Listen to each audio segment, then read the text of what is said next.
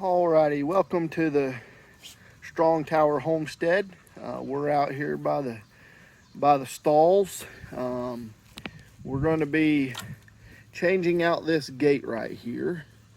We're going to put in a smaller gate because we need to use this gate here down at the end of the driveway for a different purpose. So we got a wooden gate that we're going to put here that we can use here to be able to access the stalls to feed the steer that we're feeding and to feed the sheep. We can see the sheep here. We got some sheep that we got here. But we've already gathered the tools. We got them on the golf cart here. We use the golf cart to get around to do different projects on the farm here on the homestead. And but it's gonna, we've got the gate. This is a gate that's actually intended to use with portable cow panels. And as you can see, we've got it attached actually with pipe straps. These are actually used to attach like conduit or pipe, PVC pipe, to post or to studs, different things. So we got to take those loose, and then but first we're gonna hang the other gate first. And the other gate's about 26 inches shorter than this gate, or narrower. So we're gonna extend this post over and lengthen these boards. So I got some other boards because originally these stalls in this barn were for horses, where my niece and nephew kept their horses. They've built barns up on the front 10 acres. There's actually 20 acres here. I got the 10 acres, the back 10 acres. My sister's got the front 10 acres, her and her son and daughter and her husband. We got the back 10 acres. We've built a barn with stalls up at the front 10 acres.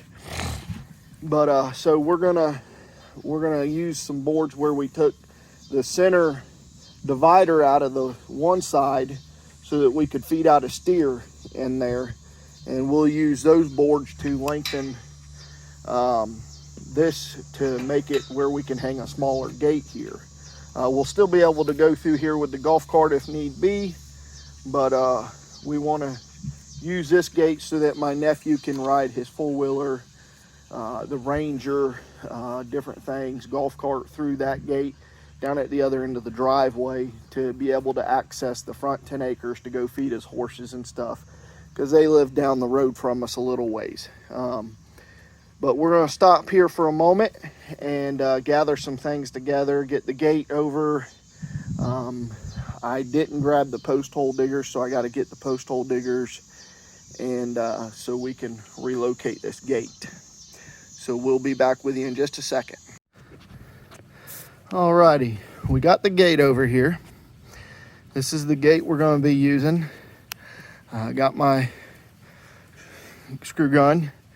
I got a level so I can level the gate. Got some screws right here on the post. I like to use these star head screws. I'm not really sure what you exactly call them. I got some longer screws, but those are about 2-inch screws. They should work fine. I'll probably put, due to the hole in these hinges, I'll probably end up putting 2 per hole, just to keep the screw from going through the hole, pulling through the hole. Also, you know, the length of the screw, it's gonna stick through. If we put it up there, you'll see it's gonna stick through the back of that post or that board. You know, most of them are gonna be here, or a couple of them will be here in the post, And for them, I'll probably end up going and getting a couple of my longer screws, just so that it goes, you know, into that post more than just, you know, a 1/4 inch or so, because I do want them into that post real good. But just to get it hung and started with, you know, these will work to begin with. I like to use screws just because when it comes to, you know, if I come back, you know, in 6 months, a year, and say, hey, let me put a 12-foot gate here.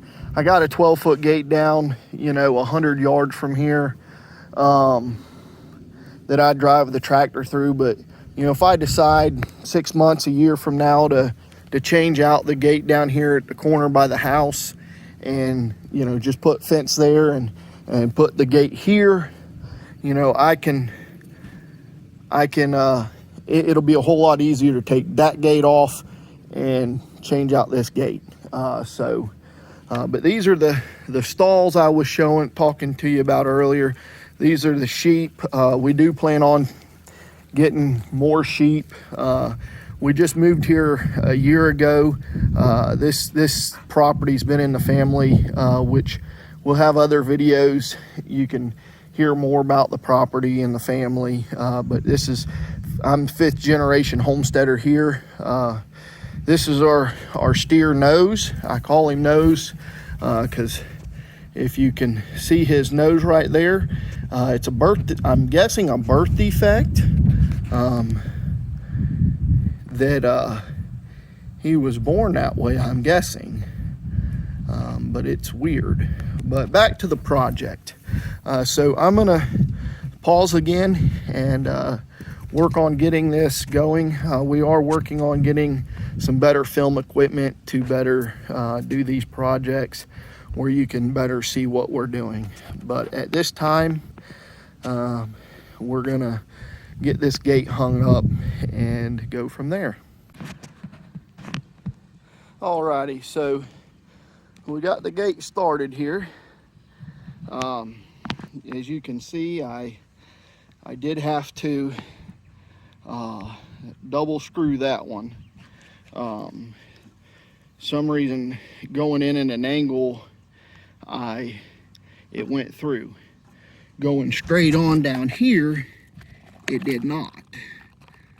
So not sure why, but I took, as you can see over here, I took 2 boards off and I used them to help hold the gate up, because it is, being wood, it is a pretty heavy gate. But some of the screws that come out of it are pretty long, so I'm gonna use some of them. I'm gonna put a couple long ones in this hole, and then do the same down at the bottom, put a couple long ones in just to help hold it. The way I got it going, it's pretty, I don't know if you can see that bubble really good with this camera, but it's pretty darn close right there. I mean, it could be the locking in down here could go down just maybe a 1/8 of an inch at the most, but it's pretty close to level gate right there. The post isn't perfectly level, so that's thrown the gate a little bit, but with that, it's our first 2 holes right here and our top hinge is off. But you know, if I throw 2 long screws in this middle hole right here, it's gonna be okay. So I'm gonna finish screwing this hole up, or screwing the hinges in, and then we'll move down here and move our post, unhook our gate on this end, and we'll leave it in place, leave these 3 bottom boards down here in place, just unscrew it from the post, move the post down, and then we'll start cutting some boards And I got a battery operated Sawzall that we'll use to do that instead of having to take boards over to the barn where we got power, or I got power over here, but instead of having to drag a saw over here and all that, you know, this isn't got to be perfect for this project, but we're gonna get that going. So we'll be back in a minute.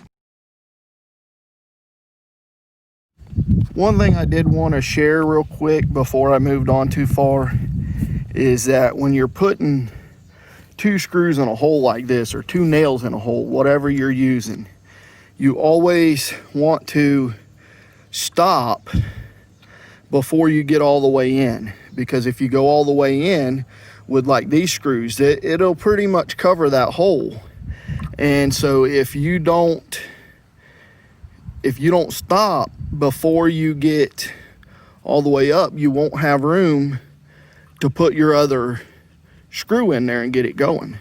So now that I got my other screw started, I can suck that one in almost all the way in. I'll probably get about halfway in, and then let's see if I can get an angle on it there. Now these are square heads. I don't really care for the square heads. See, I got that one almost all the way up. And this is why I don't like the square heads. They don't